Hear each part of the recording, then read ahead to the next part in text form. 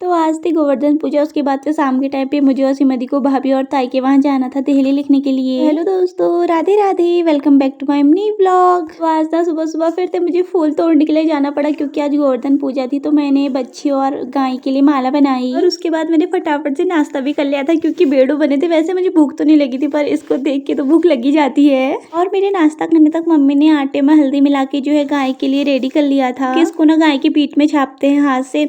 और मम्मी देखो गाय को टीका लगा रही थी पर हमारी गाय तो इतनी खतरनाक है, वो लगाने नहीं दे रही थी और शिवी तो इतने प्यार से लगाने दे रही है। फिर मम्मी ने गाय और बच्ची को दोनों को माला पहनाई और उसके बाद मेरा काम था इनको हाथ से वो जो येलो येलो बनाया था ना उसको छापने का। और मम्मी ने कहा थोड़ी थोड़ी ही लगाना और मैंने पूरे पीठ में देखो इसके हाथ ही हाथ छाप दिए हैं अपने। उसके बाद फिर दिन भर को स्थानीय ब्लॉग बनाने के लिए और शाम के टाइम पे मैं और सिमती पहले चले गए थे ताऊ लोग के वहाँ। और वहाँ जाके हमने ताऊ की हरकतें देखी। ऐसा तो बच्चे भी नहीं करते, अगर ऐसा बच्चे करते ना बच्चे तो कुटकुटा जाते उनके घर वालों के हाथ से। उसके बाद फिर मैं और दीदी लग गए थे दिल्ली लिखने में और ताई ने बीच में हमारे लिए चाय भी बनाई। और फिर एक आध दिल्ली और मंदिर लिखने के बाद हम लोग वापस भी आ गए थे। जैसे मैं घर आए ना मेरी मम्मी बोली ठहरी तेरे से तेरे फैन मिलने आए थे। चलो मिलने आए थे वो तो ठीक था पर यहीं पे रील बनाती है ऐसा बोलने की क्या जरूरत थी।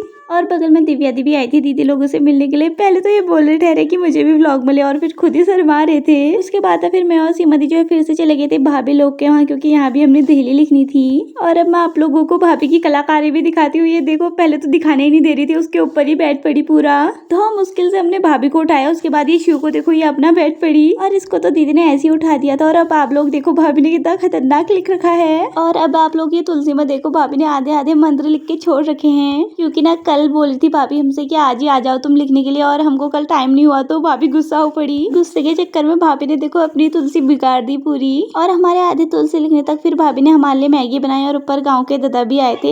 ये ना छोटे बच्चों के लिए चीज लेके आए थे। श्रीमती ने उनसे बोल दिया हाँ दादा को भी ब्लॉग में लेके हमारे लिए चीज लेके आए थे बोलना। और फिर उनको भी मजबूरन में आके हमको चीज देनी पड़ी। तब तक हमारी आधी तुलसी भी कंप्लीट हो गई थी और शाम को अंधेरा भी हो गया था तो इसलिए फिर हम लोग वापस घर को आ गए थे।